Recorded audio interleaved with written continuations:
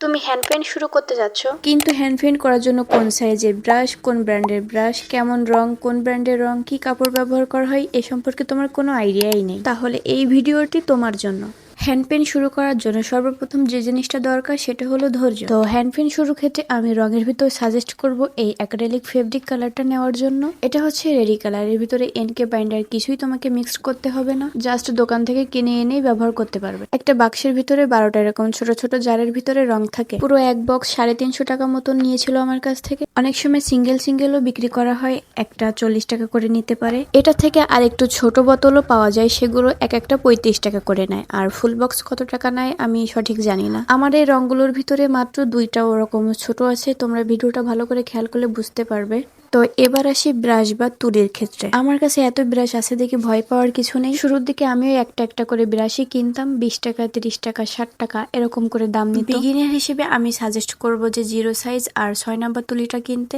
এই যে আমার এই তুলিটা 0 সাইজের। হ্যান্ড পেইন্টের ক্ষেত্রে লাইনের জন্য 0 সাইজের তুলিটা খুবই দরকার, কারণ পাঞ্জাবের ডিজাইনের ক্ষেত্রে আমরা চিকন লাইনটা বেশি আর ফুল পাতা আঁকার জন্য 6 নাম্বার তুলিটাই এনাফ। এরপর হচ্ছে ফ্রেম, এটা হচ্ছে অপশনাল, তুমি চাইলে ব্যবহার করতে পারো, না চাইলে আমার এই ফ্রেমটা মূলত সেলাইয়ের জন্য, এর থেকে বড় ছোট ফ্রেমও পাওয়া যায়, শাড়ির ক্ষেত্রে অনেক বড় ফ্রেম ব্যবহার করা হয়। এরপর কালার প্লেট, এর ভিতরে রং ঢেলে সেখান থেকে কালার করা যায়, না চাইলে ব্যবহার নাও করতে পারো। আর কাজ করার পর তুলিগুলো না ধুয়ে রাখলে তুলিগুলো নষ্ট হয়ে যাবে। এবার আসি কাপড়ের বিষয়ে, হ্যান্ড পেইন্ট কোন কাপড়ে করা হয়। মোটামুটি সব কাপড়ে এটা করা যায়, কিন্তু সুতি কাপড়ে একটু বেশি সুবিধা হয়। হ্যান্ড পেইন্টের শুরুতে বড় বড় ওড়নাতে না করে ছোট ছোট কাপড়ে এভাবে ডিজাইন করে হাতটা চালু করে নিতে হবে। তারপর যখন কাজগুলো সুন্দর হবে তখন নিজের জামায় ওড়নায় ডিজাইন করা যাবে।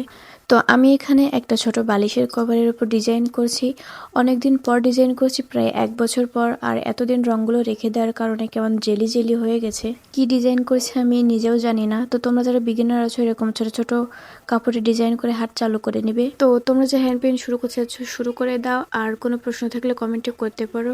তো ভিডিওটা কেমন লেগেছে কমেন্টে জানিও, আর আজকের মতো বাই।